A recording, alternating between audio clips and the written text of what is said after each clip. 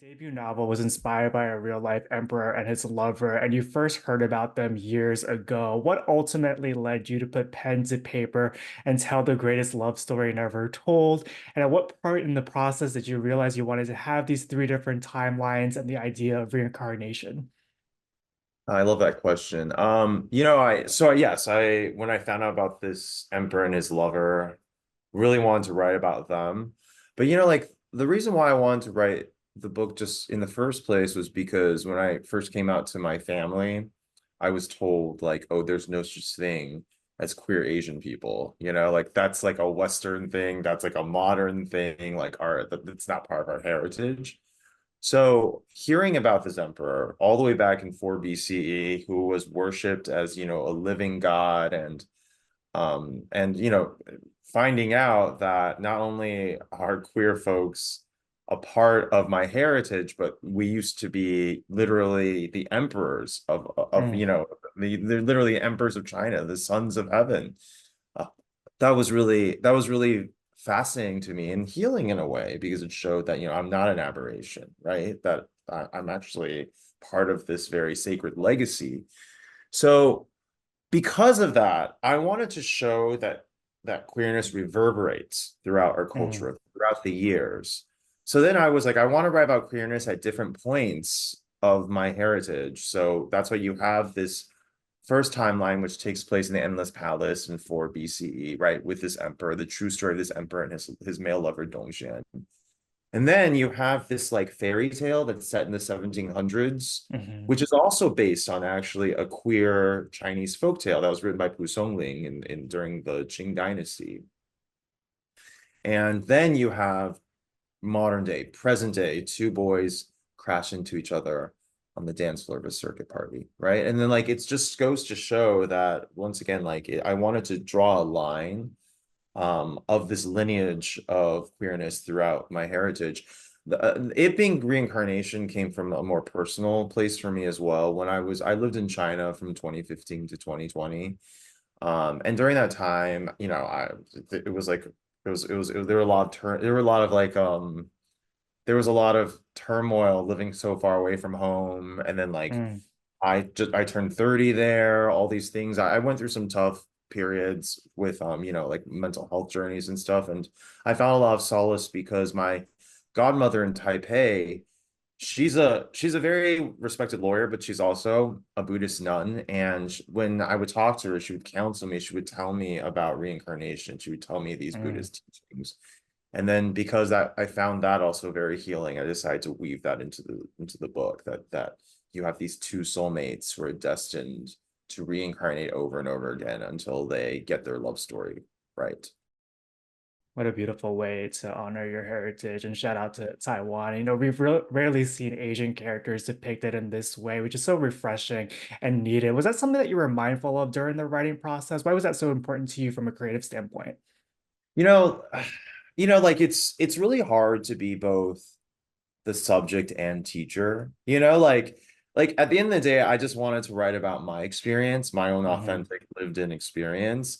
Like the fact that there are barely any queer Asian leads in the romance genre in America. Like I'm really proud that my book is one of the first for sure. But I also didn't, when I was writing the book, I wasn't thinking like, oh, how's this going to stack up or whatever. I just wanted to write from a place of truth, you know. Also it'd be overwhelming, right? To be like, oh my gosh, like the book might be one of the first, etc. It was too much. The way I approached it was that I just think that I'm very privileged that I was given the tools at a young age because of my education and because of my support system to have a lot of confidence in myself as a queer person of color. I think Mm. it's very important for us to have a lot of confidence in ourselves because often we have to be our own cheerleaders. And I think drawing upon that experience, one thing is that there's a character in my book that I'm really that like is just emerged as such an audience, such a reader favorite. Like almost every day, I get messages on Instagram about Calvin, who is a secondary character. But what's interesting about Calvin is that he is such a cheerleader. Like he says to the Mm. main character, River, at one point, River's like kind of down about himself. And then Calvin says to him, you need to be proud of being a queer Asian person because there's hundreds of millions of us in the world, hundreds of millions of queer Asians in the world. We probably outnumber Western Europeans in the world, you know? So we're actually part of a magnificent community, a global community. And, you know, this is all stuff I'd already known because of my years living in Asia. And to sort of write it into this book, I hope that other folks who feel similarly marginalized realize that they're Yeah. part of something very great and magical, you know?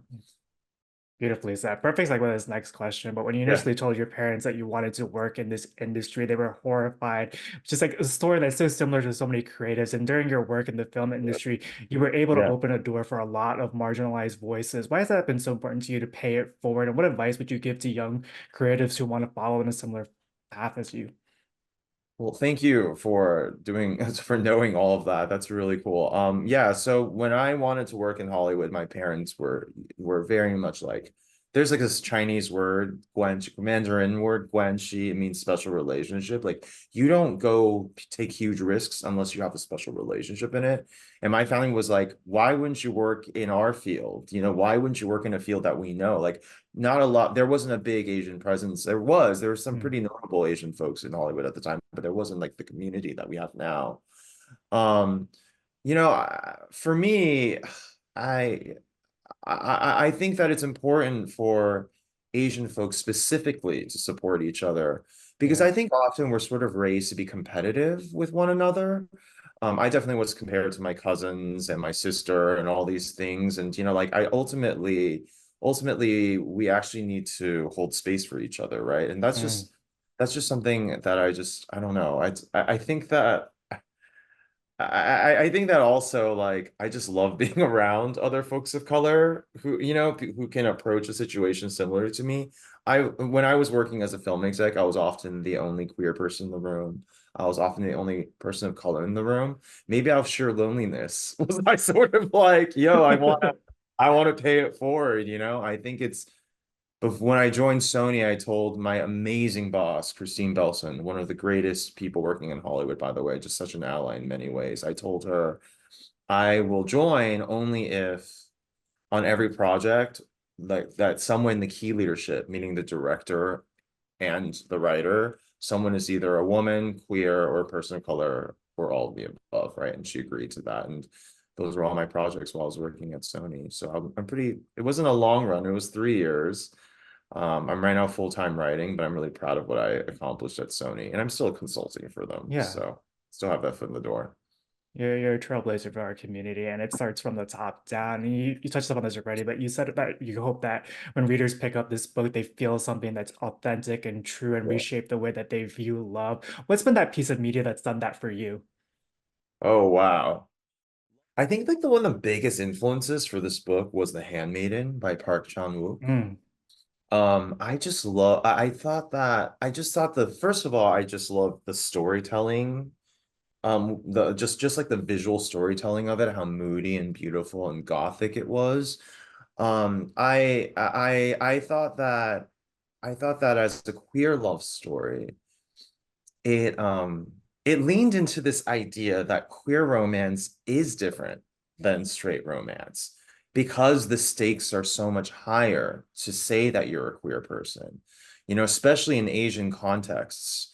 Like so I think that the love between the two main characters was so heightened and so over the top and dramatic, you know, that I really borrowed a lot from that for this book. Like there's like some hopefully I mean I've been told at this point there's some like jaw-dropping moments in the book, and I think it's because I want that to be seen as a metaphor that the stakes are higher when you're a queer person of color falling for another mm, queer person of color, you know?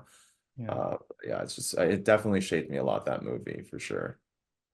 With this being your debut novel, what was the most surprising part about the experience putting it together? What's the biggest takeaway that you'll bring to your next book? Biggest thing was I didn't realize how much hustle you have to do as a debut author. Like, you know, I love my publisher and my imprint.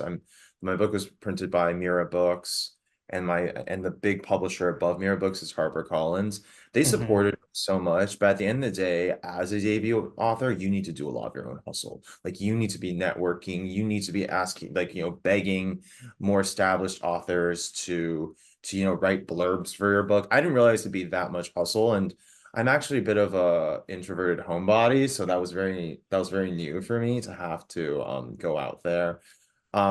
Also just like establishing more of a presence in social media was very key too. I Mm, had a private profile yeah. when I first when we first started publicizing the books. I had to make it public. I had to create sort of a persona online. There's like a video that I did that got the most hits is of me responding to people who were surprised by there was so much sex in my book by like spanking myself with one of my hardcovers.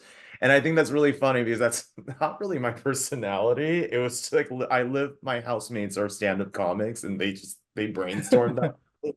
And apparently we sold a lot of books because of that video. So it's been interesting. But yes, there's a lot of that's something that if anyone wants to get into this business, be prepared. You have to hustle. You have to really hustle your own book. You have to be your biggest cheerleader for sure. Mm, And it's a lot of work. And for my second book, I'm glad that my first book's out there and people get a sense of what I write. Like if you're not into how spicy my books will remain spicy, so it's fine. I'm finding my audience, right, with the first book out, and hopefully they stay with me for more books to come. they definitely will. I got one final question for you. You write Yeah, in such a cinematic way. We're living in an age where there's so many books that get made into films. If this story was adapted for the screen, who would you want to play your leads? that's a really hard question, right? Because like every day, there compared to a few years ago, there are so many Hmm. up and coming Asian American API actors. So it's hard for me to say. I have to say that for River, I there's like Justin Min, there's like Nymphia Wind, who just won RuPaul's Drag Race. I think has a soulfulness, especially when she's out of drag as well, that I think Mm, really captures the essence of one of my characters. There's a actor named Justin Chen who just did a great run on Brother's Son, who I think is very interesting. But I yeah. think casting it, like I think Discovery is fine as well. Like I just think that every day, just like I meet when I'm out and about or I hear about this up and coming actor, I think that it's gonna be fun. It's stuff. If not, like for this theoretical show, it would be very fun to cast. Yeah.